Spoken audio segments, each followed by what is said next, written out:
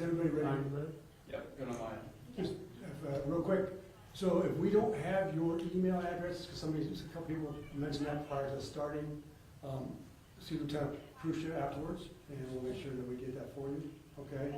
Also, we'll be sending out a Dropbox link right after this press release, press conference, excuse me, with the report, with the phone calls, with some photos for everybody. There will be one out also, so make sure that we do have your accurate email, because it normally goes to your station. If you want it to go to you directly, just see us afterwards. So is that fair for everybody? Yeah. Dave's email address is. Oh, that's perfect. If you want to pass that around.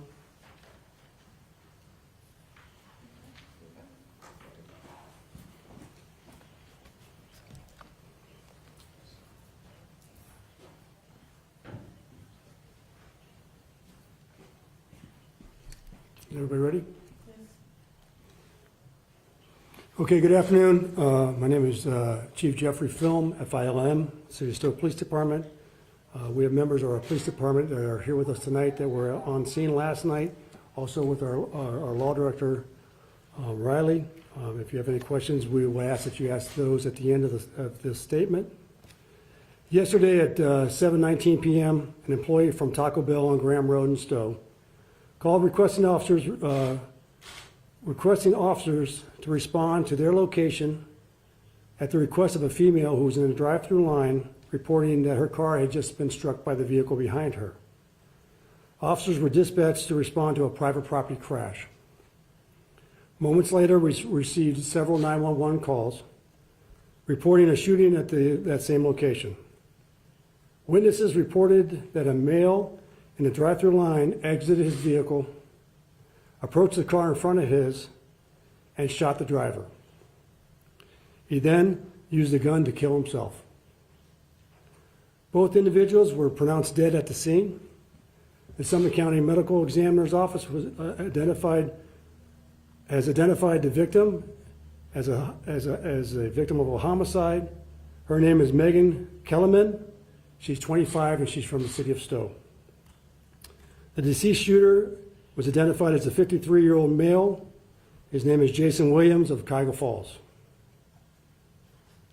Detectives were able to process both vehicles earlier today and are gathering evidence that we hope may explain the motivation of the shooter. However, that is unknown at this time.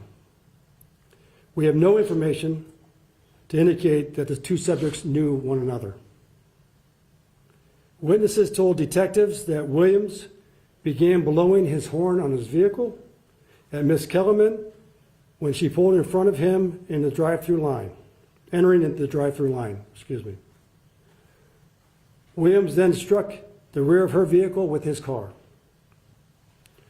Through the drive-through speaker, Miss Kellerman asked the Taco Bell employee to call the police department. Moments later, Williams exited his vehicle and shot Miss Kellerman and then took his own life.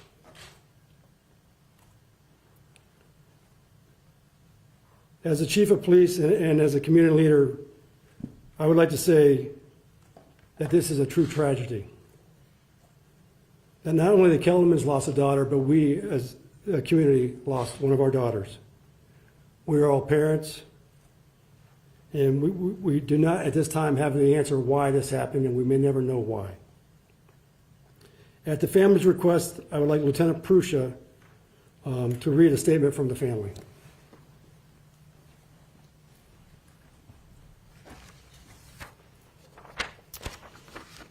In light of recent events, our family is enduring an immensely painful loss of Megan Elizabeth Kellerman.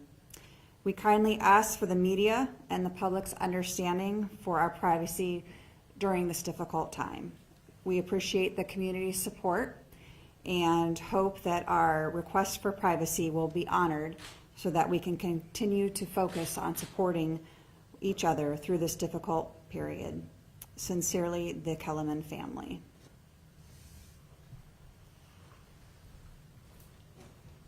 As I stated prior to the press conference, we will be sending out a link to all media outlets. That will have the original report, that will have 911, the phone calls that we received.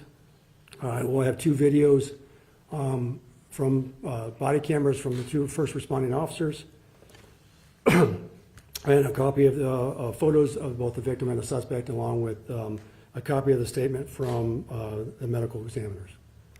And while we have given you all the information we have at this time, we will entertain any questions.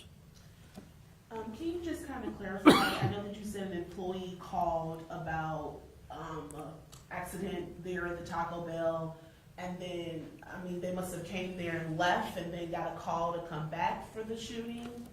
No, ma'am. So while the victim was making her order, attempting to make her order, her vehicle was struck. The employee that could see the victim said that she was going to have somebody contact the police department. Question, Vinix with Channel 3. Do you have any priors with Mr. Williams? Was he known to Stow Police at all? I'm not aware that Mr. Williams, I think, had 1 OVI arrest, a DUI arrest. However, he had no criminal history and limited contact with our department. Was there ever a third person involved in this incident? Some witnesses said that there was a passenger that was in the car in one of the vehicles. We have no information that anybody else was involved in this incident. When will the Taco Bell be reopened, and is there any support for the employees in the meantime? We did have a brief conversation with the administration last night of Taco Bell. They made the decision to close. We did not ask them to close. And it was my understanding that it should be opening soon. Was the suspect under any influence, drugs, We- alcohol? We will have that information. We do not have it at this time. I know that coroner's investigation is pending, and once they will release that to us when it's available. How many people witnessed the situation, the incident? We've had numerous, our detectives followed up this morning with those that called 911. We were also given other information of people as possible witnesses, and we're still following up those leads. So a direct number I do not have, but it was many. And I just want to clarify, I know the coroner's report said that Mr. Williams was from Stow originally. Is Cuyahoga Falls the correct information? It is. Okay. The address where he lives is a Stow mailing address, but it's in the city of Cuyahoga Falls. Okay. Thank you. Yes, ma'am. I believe he was out on bond from a previous arrest, and he was not supposed to have a gun, so do you? I do not have that information. Okay. Is it normal for BCI to investigate certain incidents like this? I know typically they're in officer-involved shootings most of the time. Yes, that's a great question. And in a situation like this where we have a homicide, we do not have that many homicides. And in a situation like this, we want to do the best job that we possibly can. And with their added resources, I think, in processing crime, I think that brings and will help us, make the determination of how this happened. And anytime that, yes, if we have an officer-involved shooting or a major crime, we contact BCI for their assistance in processing the crime scenes. Can we follow up on that? You said homicides are not common here. What are we talking about on average here in Stow? We don't have an average. I think the last homicide was 5 or 6 years ago. Yeah, Chief, for something that seems like a violent crime here, I mean, what's your reaction as someone in this community? Well, we received several phone calls asking us how this could have happened. And again, I don't have the why. I don't know. The city of Stow sits in between Kent State, Akron, and Cleveland. We have tens of thousands of people that go through our city every single day. This is a tragic event, and we're still trying to determine the motivation behind the shooter.